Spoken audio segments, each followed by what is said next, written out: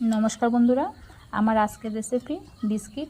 आमी बिस्कुटगुलो आटा दिए बानाबो, किभाबे बानाबो सेटा शेयर करबो आपनादेर संगे। और बिस्कुटगुलो किन्तु खेते दुर्दान्त टेस्टी हय और 1 मास पर्यन्त स्टोर करे राखा जाय। ताहले चलुन देखे नेওয়া যাক आमार आजकेर रेसिपिटा। प्रथमे आमी देखुन 1 बाटी आटा निয়েছি, एखाने आमी 100 ग्राम आटा निয়েছি।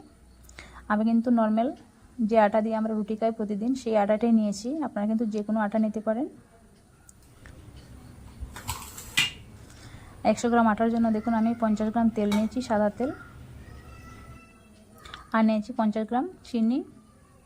চিনিটাকে গুঁড়ো করে নেব, সঙ্গে 2-3টি এলাচ দিয়ে দিচ্ছি। এলাচটাকে গুঁড়ো করে নেব চিনির সঙ্গে। দেখুন চিনিটাকে গুঁড়ো করে নিয়েছি, এবার চিনিটাকে আমি দিয়ে দেব।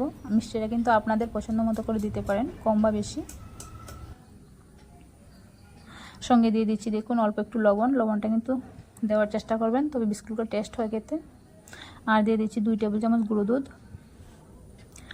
দিয়ে দিচ্ছি हाफ চামচ বেকিং পাউডার। গুঁড়ো দুধটা কিন্তু অপশনাল, আপনারা দিতে পারেন নাও দিতে পারেন, তবে গুঁড়ো দুধটা দিলে কিন্তু বিস্কুটগুলো খেতে একটু টেস্টি হয়। এখন শুকনো উপকরণগুলো মিশিয়ে নিয়েছি আর তেলটাকে দেখুন আমি গরম করে নিয়েছি। সঙ্গে 1 টেবিল চামচ ঘিও দিয়েছিলাম। আপনারা চাইলে কিন্তু তেলটা গরম করে নাও দিতে পারেন, বা গরম করে দিলে কিন্তু বিস্কুটগুলো অনেক ক্রিস্পি হয়, তার জন্য তেলটা গরম করে দিয়েছি।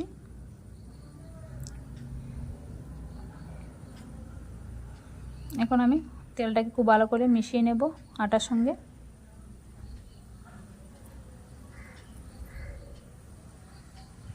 দেখুন হাত দিয়ে খুব ভালো করে আমি মাখিয়ে নিচ্ছি।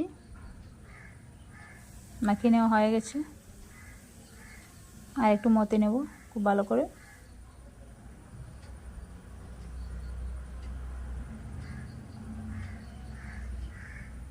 দেখুন মাখিয়ে নেওয়া হয়ে গেছে। এখন আমি একটা যেটার মধ্যে আমি বিস্কুটগুলো বেক করব সেই প্লেটটা নিয়েছি। প্লেটের মধ্যে দিয়ে দিচ্ছি অল্প একটু সাদা তেল। সাদা তেলটা খুব ভালো করে লাগিয়ে নেব প্রথমে থালটার মধ্যে। এখন আমি ছোটো ছোটো করে বিস্কিটের শেপ দিয়ে দেব, গোল গোল করে নিয়ে নিচ্ছি। দেখুন আমি এভাবে বানিয়ে নেব বিস্কুটগুলো। আপনারা কিন্তু আপনাদের পছন্দ মতো করে বানিয়ে নিতে পারেন।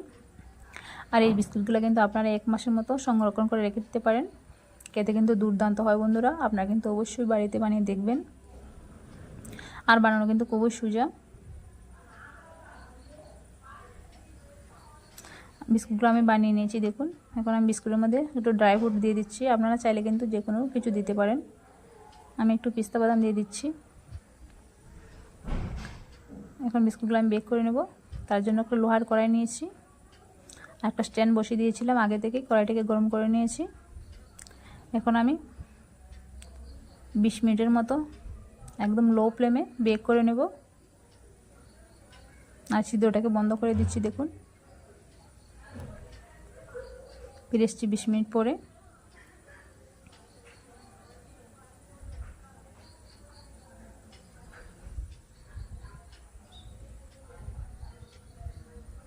বিশ মিনিট পরে দেখুন বিস্কুটগুলো রেডি হয়ে গেছে।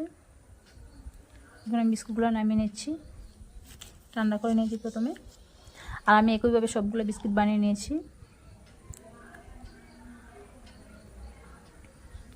বিস্কুটগুলো কিন্তু খেতে দুর্দান্ত হয়েছিল বন্ধুরা, আপনারা কিন্তু অবশ্যই বানিয়ে দেখবেন।